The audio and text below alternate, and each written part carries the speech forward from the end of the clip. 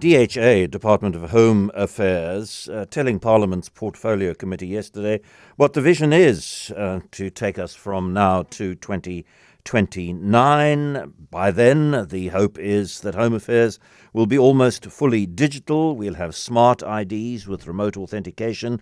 We'll have digital wallets for storing official documents. We will have e-passports for international travel. We can't, Leon, good afternoon, call you the new minister anymore because you've been in the job for pretty much exactly a year now. But good afternoon to you. Good afternoon, John. I'm actually quite grateful for that because it shouldn't feel new this long into it. Yeah.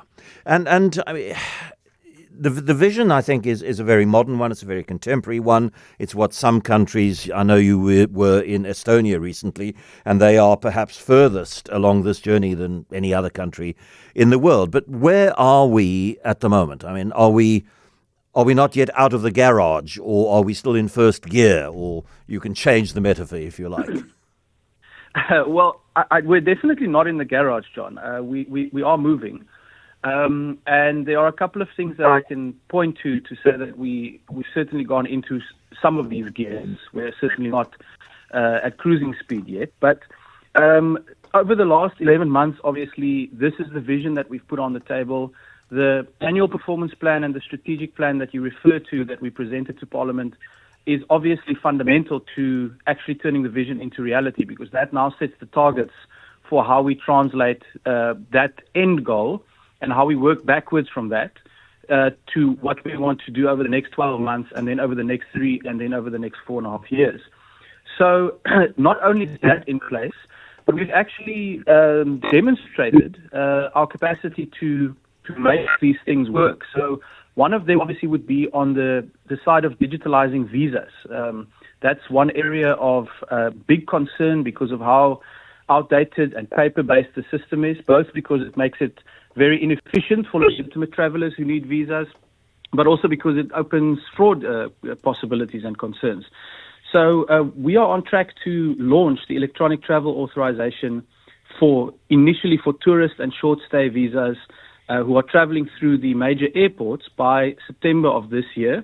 And that's going to be, I think, a really important marker. We know it can work because we've already piloted the principle through the Trusted Tour Operator Scheme. You may know that a few months ago, we partnered with about 65 tour operators in India and China, and we've seen over 15,000 tourists getting their visas within a matter of hours, whereas in China, for example, you often had to wait weeks, and sometimes people even missed their flights just to get a visa. So we've tested it, and we know that this can work. The next big thing on the civic side, as it pertains to South African citizens, is, of course, when it comes to identity documents. So the first thing we've already delivered is to enable permanent residents and naturalized South Africans to obtain smart IDs for the very first time. This was a huge source of frustration for about 1.4 million eligible people who were trapped, basically, with the Green ID book. What we want to do now is to move into massively expanding access by scaling up our cooperation with the banks. I think the documents referred to in the piece you talk about would have said that we aim to get to 1,000 bank branches by the end of this term, 100 this year, but also moving on to digital apps, banking apps. You should be able to have a little Home Affairs logo after you log into your banking app and go and order your documents there. So these things are imminent. They are not something, down the road. And I think once people see that, they will see that we are actually in gear and moving. But there are still plenty of blockages, sort of something's in the fuel that every now and then makes the engine stutter. I mean, for example, while you've been chatting, Helen has sent me this. I've been trying every day since last week to apply for a new ID card online, as I still have the old Book of Life, and there's a deadline to switch over by year end. However, the web form constantly gets stuck before the block where you need to sign your application. And I'm sure that if I asked listeners, I would be flooded with instances of frustration still, of queue lengths and systems going down and all of that. So the vision, yes, it's there, and delivery has happened. Nobody can deny that. Even political opponents can't deny that. But I'm not sure that the car is moving as smoothly as you made it sound, Leon. No, I think that's fair, John. And let me just firstly put Helen at ease. We're not saying that we're going to ban the use of the Green ID book by the end of the year. we want to stop producing new ones by the end of the year. So we do encourage everyone who is able to make the transition. But in order for us to get to that point, we have to do exactly what I've said now, which is to expand access. You have to give people the alternative, because there are some Home Affairs branches, maybe a good example of what you're talking about. There are about 100 out of the 430-ish Home Affairs branches where you can only get the green ID book still. I mean, that is the legacy of what we're stuck with. So we need to give people in those areas an alternative. And that's why moving into other channels like expanding cooperation with banks and getting onto digital platforms is going to be key, even to deal with that problem. So the way I look at it, John, really is that it's like interest. It's like if you start saving, initially the savings seem quite small, but as it compounds over time, it picks up speed. And I can say that because I've seen that already happening in the last 11 months. If I look at where we started, if I look at even just organizationally, the mindset, the culture was all about, the old way of doing things with paper forms, with brick and mortar offices, which just simply objectively has not worked. And that's why people had so many issues with Home Affairs. But if you then start looking at where we are now, you can already see the effect, that compound effect starting to pick up pace. But I want to indicate to you, even on your example about the applications on the eHome Affairs website. Firstly, the biggest complaint we get about that is that people don't get enough booking slots. They say, I have to go and sit there at midnight, and then 1 minute past 12, it's already, gone again. Well, that's exactly the problem we're trying to solve, because there are too few booking slots. The whole country only has 30 bank branches. If we get that number up, there are going to be more booking slots available. Another example in that space is the OTP. When you register your account on eHome Affairs, people tell me, well, I don't get the OTP, so I can't move. Well, we went and looked at that. That's one of those CETA contracts. It's one of those things that are under the management of the State Information Technology Agency, which is why the recent Gazette introduced by Minister Malatsi is a game changer, because it now enables us to actually go and say to them, this is not working, we need an alternative solution. We couldn't do that before. These are the small examples that are actually compounding, and we can solve the OTP issue, for example, in the next few months, which we couldn't have done before. And those things all add up, I think, over time. That's how the reform process works. There's no magic wand, John. You can't wave all the problems away, but you need to see it compounding in the right direction. Because I read out to you the listener frustration, which you spoke to, and as I thought might be the case, people are coming in and saying, the online system isn't working. I waste time on it every day, and. But again, you've answered that. I mean, are you able to say that by the end of next year, if anybody has a frustration dealing with Home Affairs, that would be a 1 in 1 million experience rather than a 1 in 2 experience as it is at the moment? Look, I think broadly as a principle, that has to be the aim. And it starts with being able to measure what you've just said. So what is the actual level of frustration? I mean, we anecdotally can see the kind of examples you're pointing to, but Home Affairs does not have the capability to actually have a sort of live monitoring in place. And one of the things I'm pushing very hard for is a simple dashboard.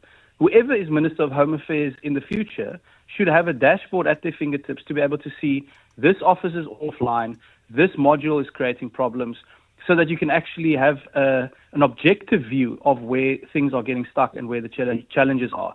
So again, that's one of those seemingly small things that is in the works, and that will help with that.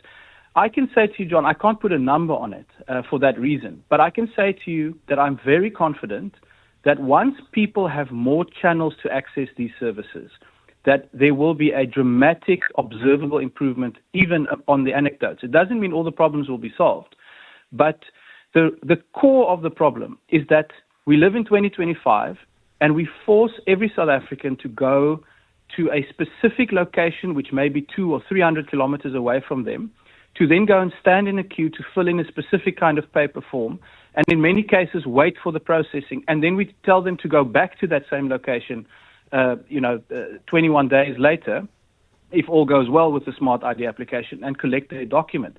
So if we can get home delivery working, if we can get 100 or 200 more locations around the country for applications just as a start. And if we can have apps where you can apply, you can see the logic of how you actually then are decentralizing access. And I think about it a lot like a bank. If you banked with an institution that said to you, our job is to secure your savings, but also to make it very difficult for you to access your savings. In other words, you have to travel 300 kilometers, stand in a queue, fill in a form, and then hope you get your money in time to buy the product you're looking for. We wouldn't bank like that. So we need to actually shift and think more like banks do in the modern world, to say we are the custodian. We need to give you the security that your information is safe, but we don't own the information. It's your information. And we need to actually decentralize access so that you have a better and easier mechanism to interact with your own information. We are not the gatekeeper who makes you jump through hoops. We should be the facilitator. And that is what you see, I think, as the philosophy underlying a lot of the reforms underway. Finish with, I've got 40, 50 WhatsApps with questions and statements which I don't have time to put to you and you don't have time to listen to. But let me finish with two contrasting experiences. From Belinda, as a senior citizen, I made my application for passport renewal at Wynberg in 45 minutes last Wednesday at 8 a.m. I had filled in the form and paid online. Today I received an SMS that it was ready for collection. Could be marginally improved, that experience, but that's a decent experience. But Amanda says, I visited Home Affairs in Somerset West yesterday for my smart card ID. I was born in the UK. I had an appointment that I'd booked a month prior, got up at 2 a.m. in order to make the appointment. It was a struggle. I was told by an elderly man that I couldn't go in as system was down. Not true. I persisted, got inside to get a ticket. Reception was disconcerting. The man didn't recognize my booking appointment. He didn't appear how to know to operate the keyboard. Once I got past his desk, things went better, but when a staff member went on lunch, there was no one to replace them, so we had to sit and wait. When I left, the security guard told me that the man on the door was standing in for him while he went for lunch. Now, the first one you can improve marginally. The second one you have to radically reform. The second one, though, is interesting because even a month ago, she would not have been able to even apply for a smart ID because she's born in the UK. So I assume she's a naturalized citizen. So, yes, certainly the experience there is not acceptable. But again, if you had the option of going around the corner to your bank branch, that is going to be an alternative and also a mechanism to make sure that Home Affairs understands that there is an incentive that you have to actually lift your service. For some of these routine services, if you're going to actually be able to compete with digital channels, etc. But even the first experience, John, why is it 45 minutes? It's not 45 minutes, in principle, if you are able to apply for a bank card or something, especially if you already have one. So I take the point. I think it's obvious to everyone. I just think the thing to really understand is when you have an organization that is at 40% of the staff complement it's supposed to have, then you're going to have, it's basically an impossible goal. You can't make that model work. The only way to make it work is to actually reform it and leverage technology to make up for that 60% shortfall. But I also have to say that there have been improvements, really encouraging improvements, even on the system stability at Home Affairs offices.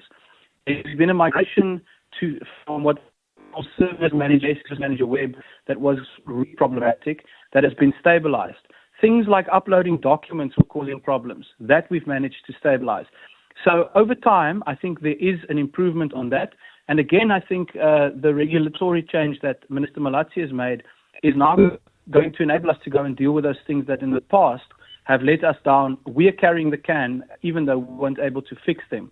So yes, it's a big and complex picture. And in a way, I feel like, politicians are expected to always come these days with some kind of magic populist, one-liner that's going to solve everything. That's not our approach at Home Affairs. We've got a clear vision. Technology should be the answer to most questions and problems that we have.